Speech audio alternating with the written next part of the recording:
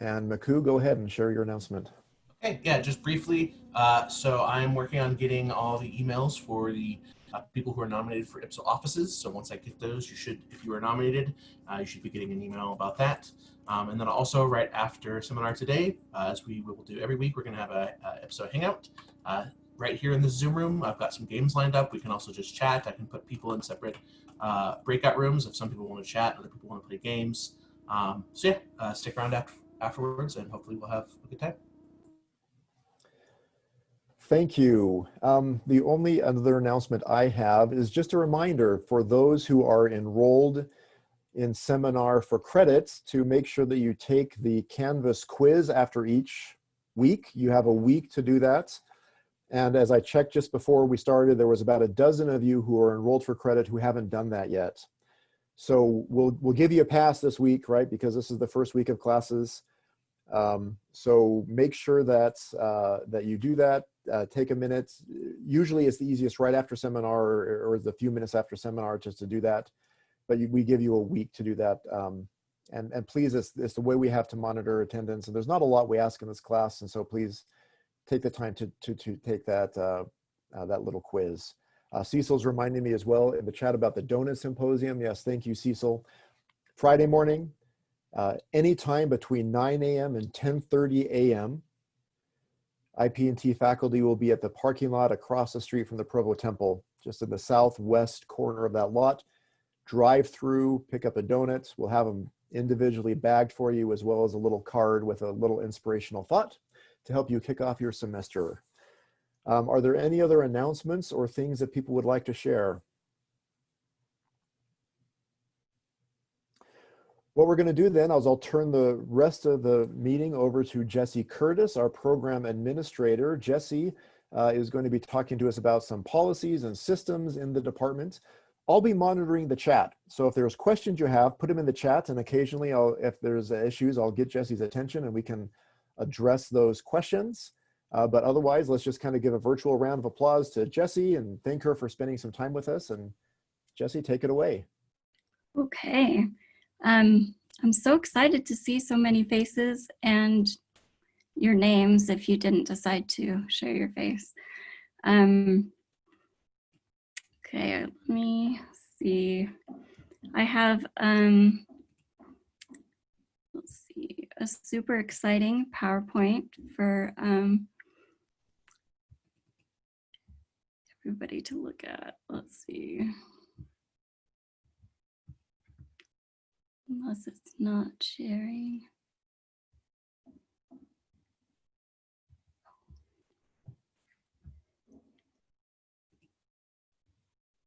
There we go.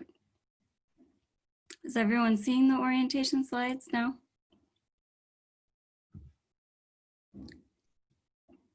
Okay, someone said yes. Great. Well, welcome to fall semester. My name is Jessie Curtis. I'm the person who can answer a lot of your questions. So I asked for your questions last week, and I got some great ones that I've put into the presentation. And if you have others, pop them in the chat. Some of the questions that I got were super person specific, so I'm not answering them here, but we can definitely talk together later and answer your questions. Let's see.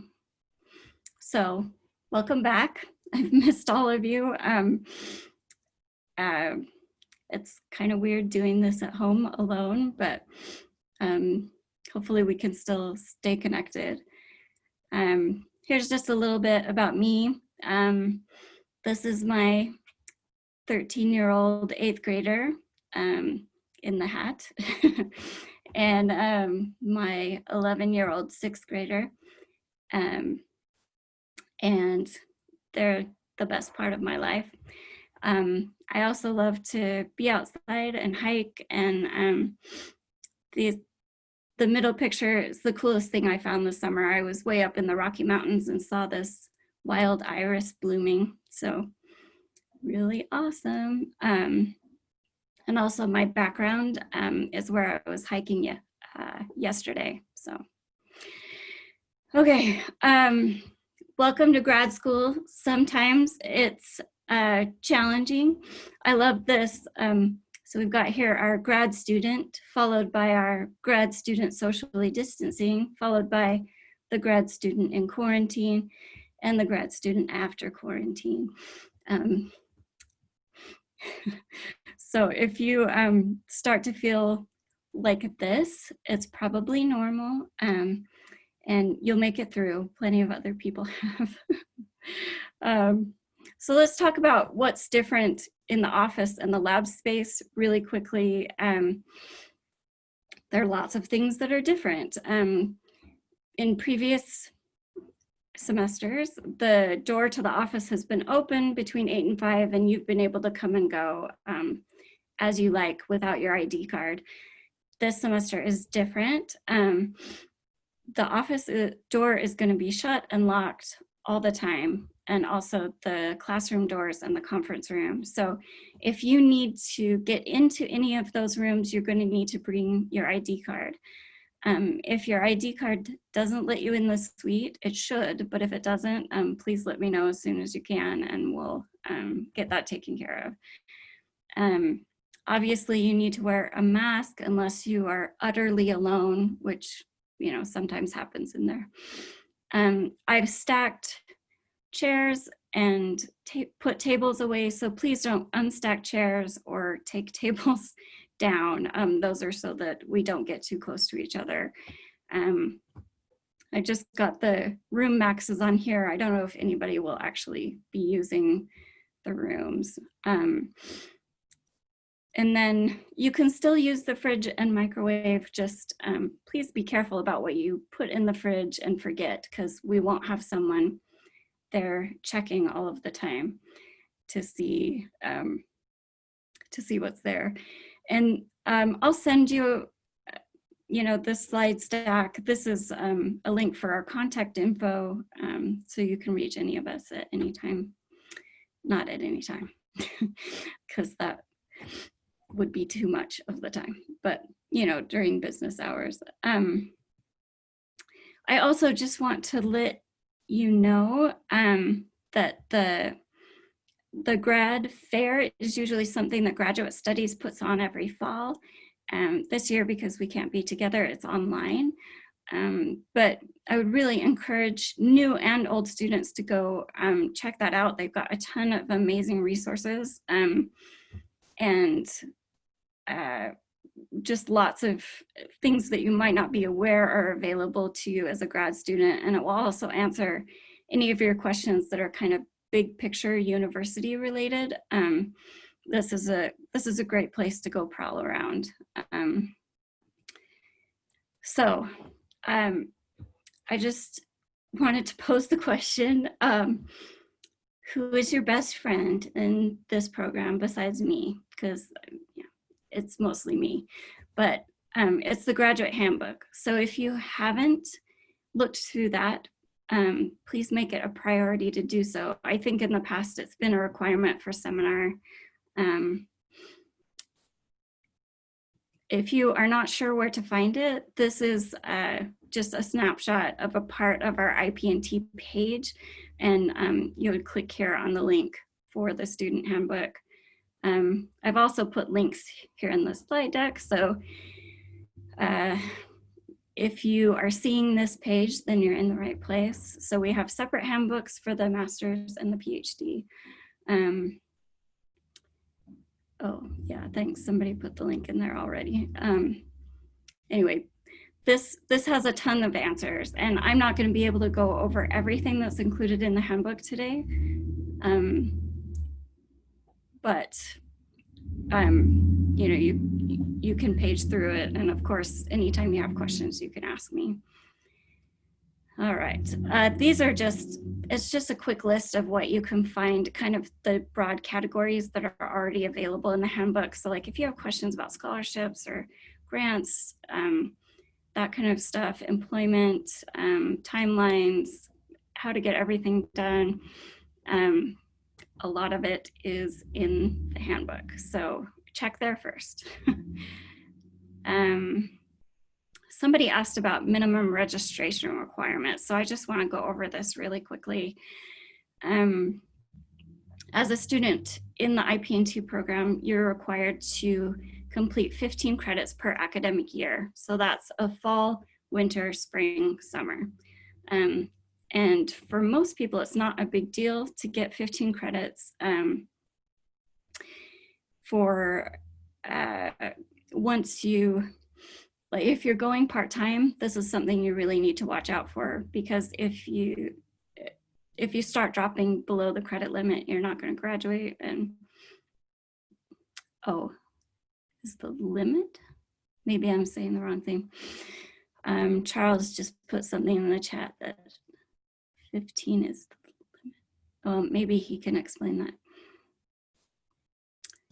Yeah, just that there's different minimums for PhD and master's program. The master's program is actually only 12 credits a year to maintain satisfactory progress, but the PhD is 15. Okay. Thanks for popping that in there. For graduate studies, so the whole university, you have to take six credits per academic year. And obviously this is way below our credit requirement. But what can happen to students, especially as you're working on in your PhD, is that you forget to register for classes because you're so deep into your dissertation. And what happens if you fall below 6 credits is you're just automatically booted out of the university. And that's not an exciting thing to have happen to you. And it's like an $800 fee or something to be reinstated. So that's definitely something to avoid. And you also need to be registered for 2 credits in the semester you graduate, for all of you who are planning on finishing up soon. MS students have 5 years to finish their degree. PhD students have 8, and I'm not recommending or encouraging any of you to take that long. Let's see, and then we've had some questions about communication too. Kind of the main official channel that we're using to communicate with you is groups.io. And this is a link to a tutorial, and I will be sending the slide stacks so you can have all of these links. I've put a sample message here, just so you know what it looks like. We have, different channels. This is the current student channel, so make sure you stay subscribed to this one, because this is how I send important information to you. A pro tip for finishing out the program is just to make sure that you read the emails from me, and you'll be a happier person, I promise. Let's see. You can see down here below that you can click here on your subscription, and it will go and show you which channels you're subscribed to. You can unsubscribe to Groups.io, but please don't. And then if you're getting a ton of job postings and you're not ready to have a job, you can mute a specific topic, which would be a hashtag. The current students group doesn't use hashtags because I only use that to send you kind of big picture information, but some of the other channels all have hashtags that organize the information. And this is a great video tutorial that Royce put together to help you figure out how to use that.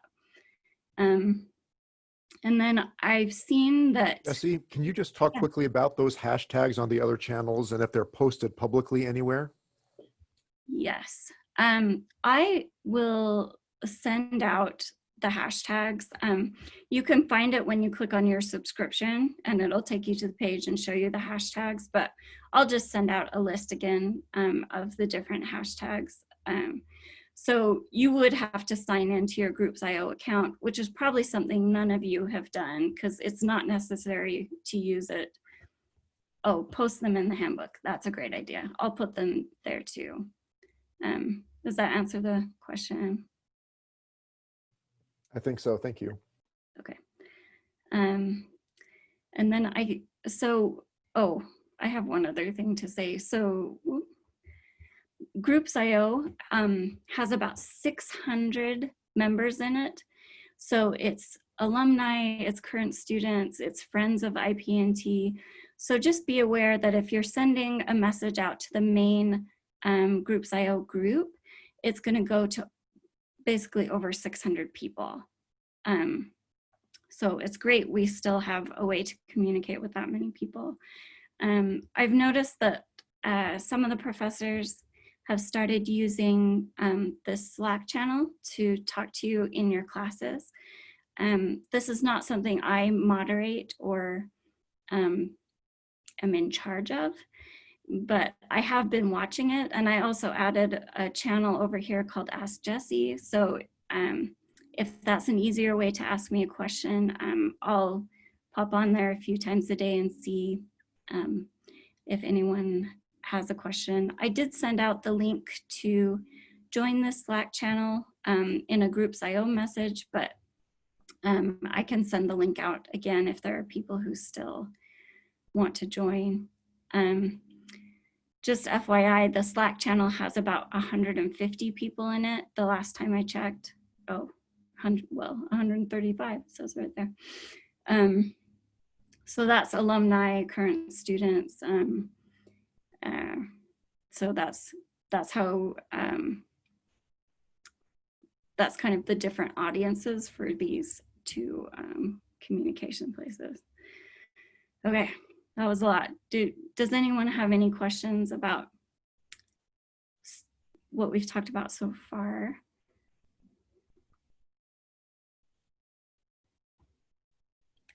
Okay, I'll keep going. So this is something that is brand new since March. So if you have been in the program for a while, this is something different that we're all trying to get used to. It's exciting because we no longer have to carry pieces of paper around with us to try and get signatures, which for those of you who had to do it, you know, it can be sometimes a stressful and frustrating process. So this is the new system that keeps track of your graduation process from the beginning to the end. And the link is in the handbook. I can put the link in to the email as well. So just so you're aware, since it went live in March, there are still issues happening. So if I'm telling you you should be able to do something and you go in and you don't see the button to do that thing, or you're trying to do it and it won't let you, don't stay frustrated. Just reach out to me, because it might be that something really is wrong with the interface itself and it's not something that you're doing. So we're going to look at an academic journey, and Cecil was kind enough to let me use him as our guinea pig. But this is what the page is going to look like when you first pop in, except for you won't have this many boxes if you're a new student. Until you complete your program of study, none of these other progress boxes populate. Here you can find your specific completion deadline, which is that 5 or 8 years. So that can help you keep track of how you're doing. It also gives you your progress each semester. In fall and winter semester, the faculty decide on kind of a rating, whether you're progressing satisfactorily or you're marginal or unsatisfactory. So that will be right here. The goal is to stay satisfactory, and that just means you're progressing, you're taking your classes, you're doing what your professors are asking you to do. Over here are a lot of quick links. You can apply for graduation from this page. So those of you who are looking to graduate in December, you have to apply by October 15th. So this is where you do that. And then I didn't capture this in the screenshot, but up at the top would be a place where you can look at your progress report. So you'll see here that Cecil has a chair and then 3 members of his committee because he's working on his PhD. For the master's degree, you'll have a chair and 2 members. So you can work on your committee and your program of study, but until both of those are approved, you can't move on. And then let's see. I'm gonna turn it back over to Jason for a minute to talk about how you pick a committee, and then I'll pick back up. So picking a committee, what you do is you choose random numbers between 1 and 10, and the faculty that align with those numbers are your committee. Is that all you need from me, Jessie? Is that good? No, that's not the case. That's choosing a committee it's a big decision, but it's also a decision that I think you're going to be more successful at than you may be thinking. This is a remarkable faculty. So there are 10 of us on the faculty in this department, and without exception, we're committed to the success of the students. And so you're going to have a great experience with the faculty in this program. I really, really believe that. But there are some things you can do to kind of optimize your decision and smooth out some possible rough patches that could come up along the way. The first thing you want to be thinking about, the committee is either 4 people or 3 people, like Jessie said, but the chair is kind of the linchpin of that. And so you want to think about who the right chair is for your committee first. All of you have been assigned a temporary chair, and if you don't know who that is, Jessie can probably help you through that process to identify that person. And that's one of us on the faculty. And what we'll do is we'll help you make decisions about classes here your first couple of semesters, get a sense of your interests, and we might be able to point you to other faculty who have similar interests, because the big key to choosing your chair is how well are your interests aligned with that member of the faculty. Basically, are you interested in the same topics in education as they're interested in? This might be really easy. Some of you may have come with ideas of this already in mind. You might be working on a research team with a certain professor already, and you came to BYU because you wanted to work on those kinds of things, and that person's a natural choice for your chair. Some of you may not know that yet, and that's okay. So again, consult with your temporary chair. You're not going to offend any of us. If we're not the right fit for you, we want to help you find the right fit. So talk about your interests openly, and we'll be able to help point you to other faculty who may have similar interests. You'll get to know us in your classes this first semester or 2. You can go to the IP&T website and see a list of our interests. You can read some of our publications. You can set up Zoom meetings. So the link that Jessie showed earlier that gets to our faculty bios, that's how you can contact us. That has our contact information. You can set up short 15, 20-minute conversations with us and get a sense of our interests and the things that we're working on right now. So choosing a chair, there could be a lot of things that go into it, but try to find someone whose topics that they're studying and they're interested in closely align with the topics that you're interested in. And at that point, I mean, there's like we click, right? We are excited about the same kind of things, and we want to spend time talking about the same kind of things and working together. Other things to consider is capacity. Like if there's 2 or 3 choices that you think you might fit with, who has the capacity?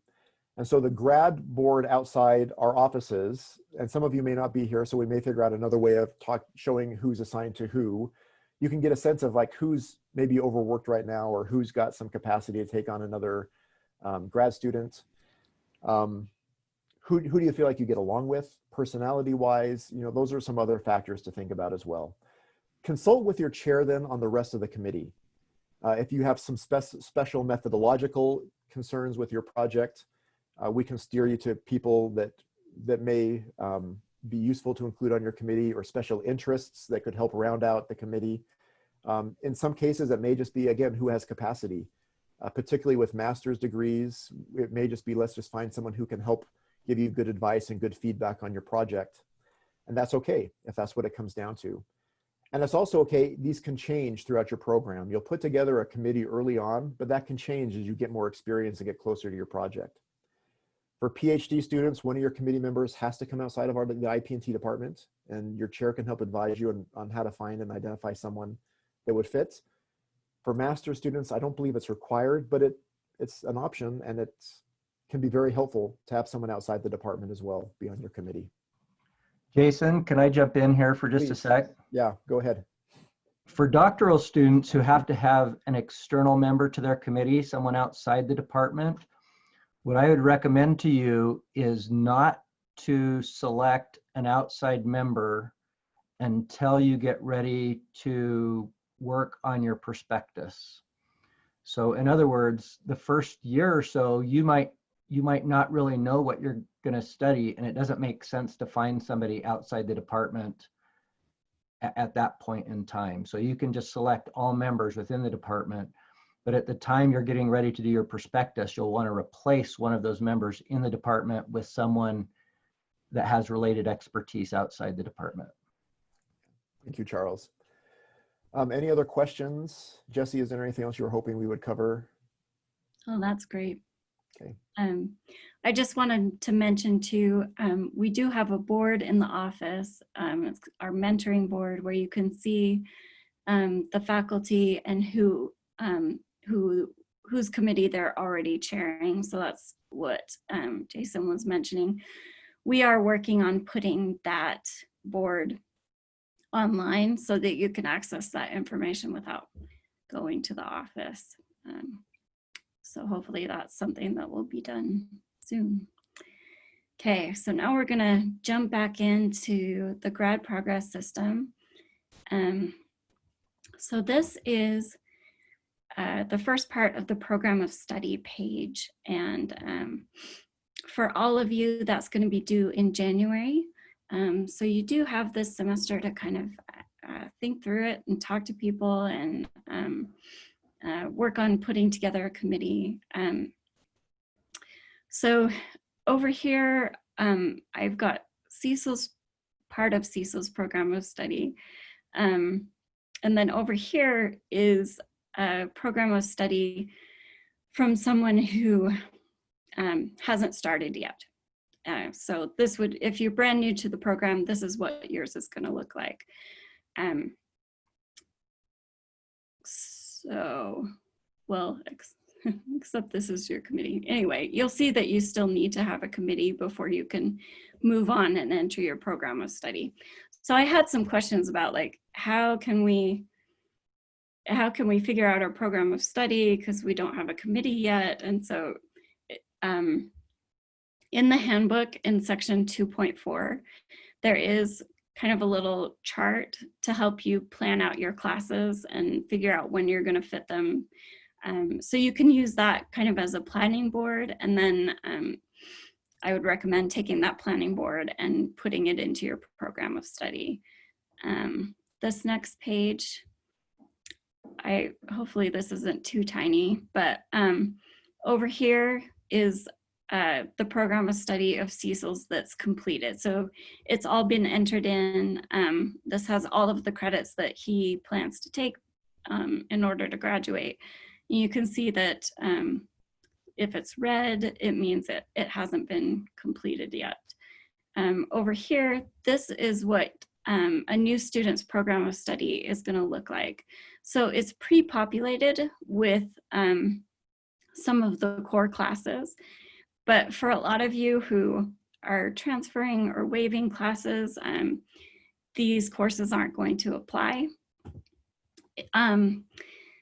The interesting thing about this system is anything that's listed under the major heading right here, you can't add or delete anything in that section. So if there's a class on here, like if you've had 510, the writing course, waived, I'm going to need to go in and delete that for you.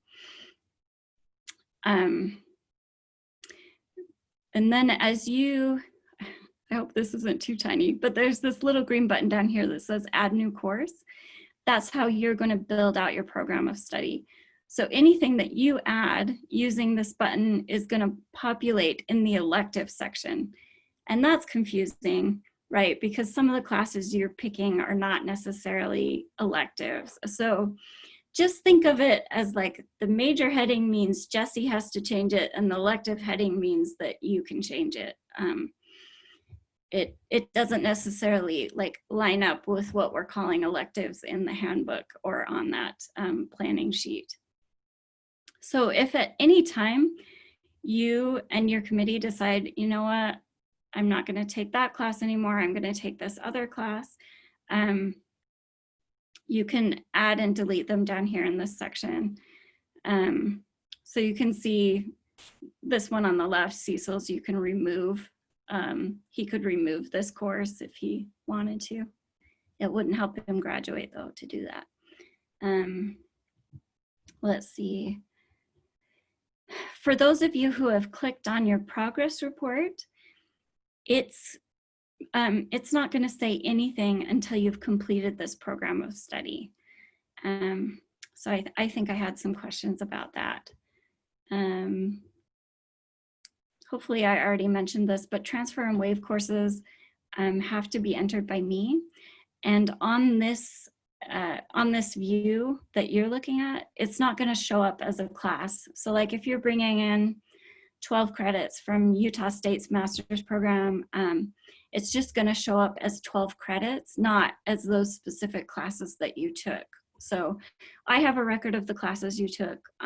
I'll put in the credits that you already have. And Karen, the progress report is, let's see, if I should have captured it in this screen, but if you're looking at this, it's going to be above here. It's going to be one of the options at the top of the page. Okay, so let me pause here on the program of studies because I know this can be overwhelming. Does anyone have anything that they want to ask?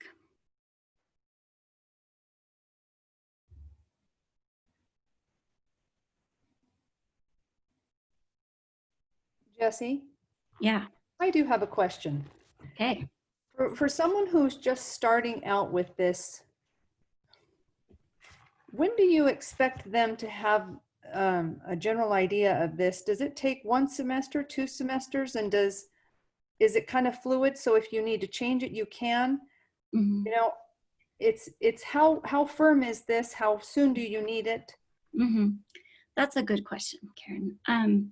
So this has to be done by January of 2021, but it is not carved in stone. Even your committee, like people change their committees, and I know I'm speaking for the faculty, but their feelings don't get hurt. You know, if you start going a different direction and you need another person, this is all something that you can change.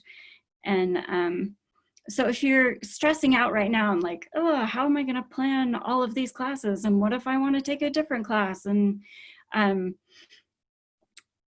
you just put something in by January. And if your plans change, which for 90% of you, your plans are probably going to change as you get more into the program, take more classes and find out what you're interested in, then it's easy to come back in here and say, you know what, I thought that I was here to do instructional design, but it turns out I love evaluation. And so then, you know, you can switch out what you've put in here.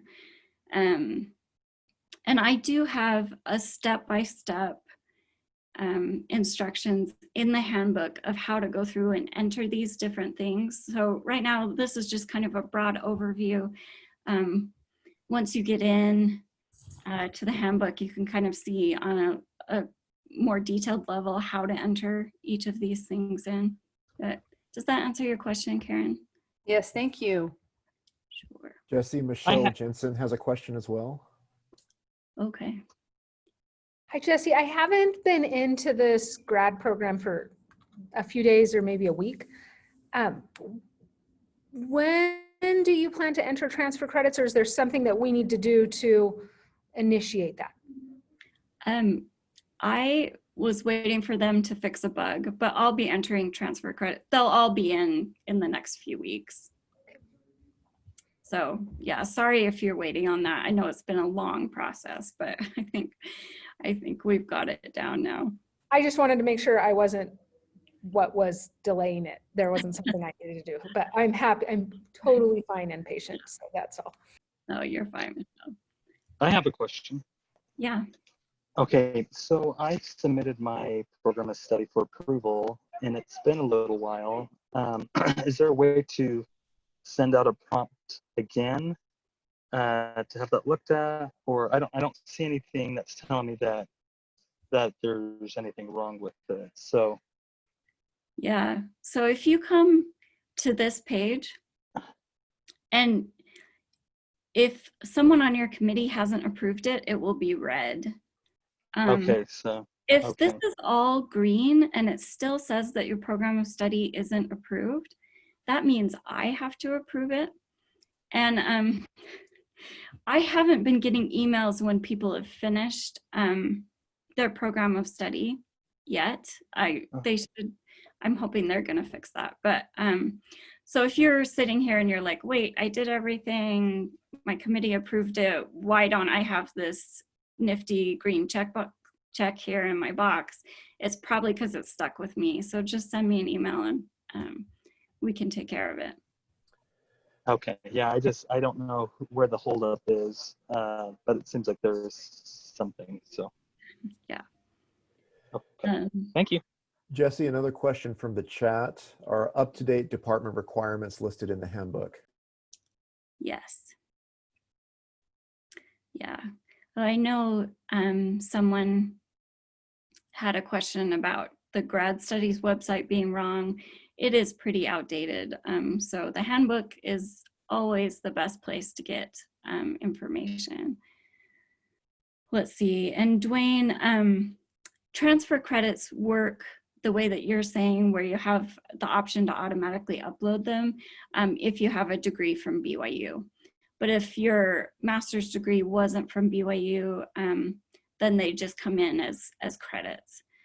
And then the deadline for selecting the committee, it's the same as the program of study deadline. So that's January 15th, 2021. So you've got this semester and a bit to figure it out. And seminar is a great place to start getting to know the faculty and kind of what they're interested in, and also to help you figure out what you're interested in. Okay, any other questions on this? Hi, Jessie. I have a question about the courses because I just changed my courses this semester, but I don't know how to add it into my program of study. Because on the website, it only let me to add new courses as electives, not required. Right. So I apologize again for those headings. I don't think they're helpful. Any classes that you want to add to your program of any type will be added to that elective section. And it doesn't mean that it is an elective, it just means that you added it and I didn't. So for those of you like you who have been in the program longer, yours is gonna look more like Cecil's because he didn't do his program of study initially in the system. So all of these classes here under major are there because I loaded them. But you can see down here he did, well, I don't know if he added this one himself or not, but you can, this is a class that he can edit. And all of these are classes that only I can edit. So if you have a class in your major section you need to delete, then you need to talk to me. But you can add the class back in without me. Okay. Okay. Okay, I will send you an email to delete my courses in my form. Yeah, we can also do it over Zoom. I can show you how to do it if it's okay. Oh, thank you, because one of my classes was canceled. So okay. Yeah. Any other questions? Right here. Okay, I will move on. This is for those of you who are further along in the program, just an overview so that you know what to do. Once you get to the prospectus stage, you have to upload a document. So you can see here, Cecil's uploaded his prospectus, and then if I click this drop down, you'd see that his whole committee has approved the prospectus.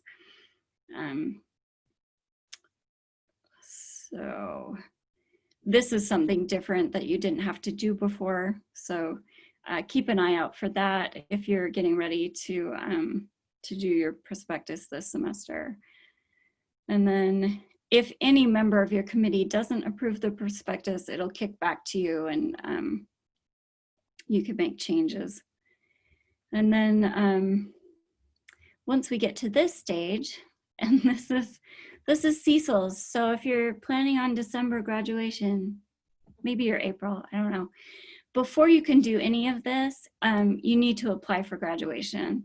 So there are a few different ways to do that. You can do it from My BYU, you can do it from the opening page of the GradProg system. It's super easy. It's not like an application. It's just kind of clicking buttons and typing your name. It only takes 2 minutes. So don't think of that as like a huge hurdle. It's just something you need to pop in, click a button, and pop back out. So somehow one member has already certified him ready for defense. That's cool. That was a long time ago. So, but you can see here too that you can send a request to your committee to look at your document. And it's the same thing here too. You have to upload your document so that your committee can look at it. Any questions about that? Anyone getting ready to defend?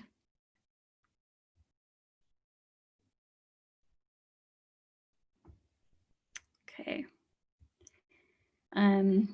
The next step is actually scheduling your defense. And I can't show you the screen until it's actually happening, but there is a screenshot in the handbook that shows what it looks like. So scheduling a defense date is something that you schedule with the university. So it's important. It's important that you schedule not just on your calendar and the calendar of your committee, but it has to be officially scheduled in the university system.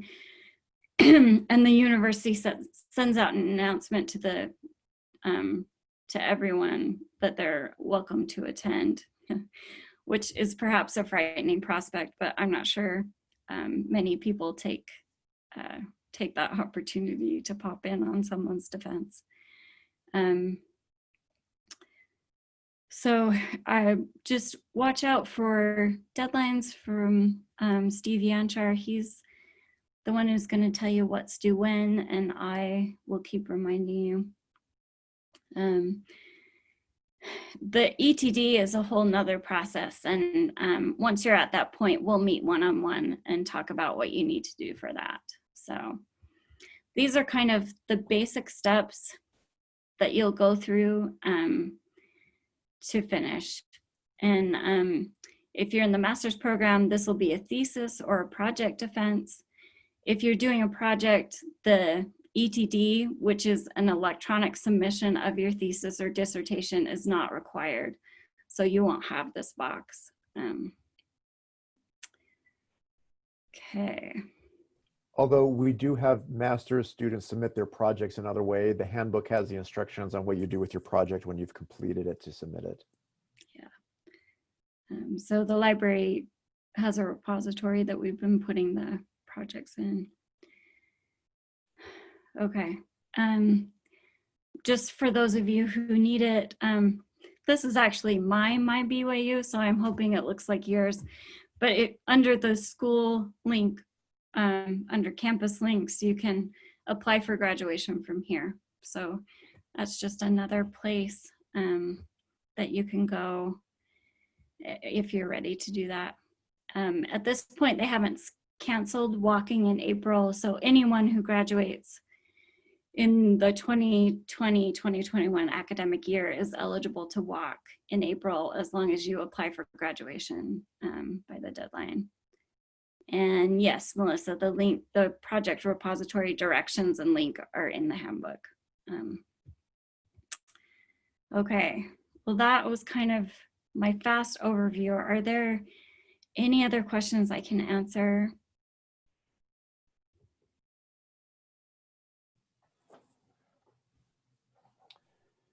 Okay, well, you're welcome to talk to me. I'll be reaching out to new students again, because I know it can be a super overwhelming experience, especially since you're not going to be interacting with your fellow students in the same way that you might be used to. But for all of our new students, we have a super awesome swag box for you. You can go into the office next week between 3 and 5 any day, Monday through Friday, and pick that up, just so that you know we love you and we're thinking of you. And like I said before, feel free to reach out with questions. I don't want you to feel frustrated and like you have nobody to talk to. I love to help you, so you're not bothering me. And I want you to feel like you have the support that you need to get through this first semester and through the end of the program. So if nobody has any other questions, I'll turn it back to Jason. All right, let's thank Jessie for her contribution today. She did a great job. Thank you so much. And especially those grad progress screens, even if you're not a new student, we hope that that was helpful for you. They will be important to you at some point. And so hopefully this introduction gets you started there. That system has been a great blessing in a lot of ways, but it has a long way to go. And so let Jessie get you through that process of using that grad progress system. I am going to end the recording now, and then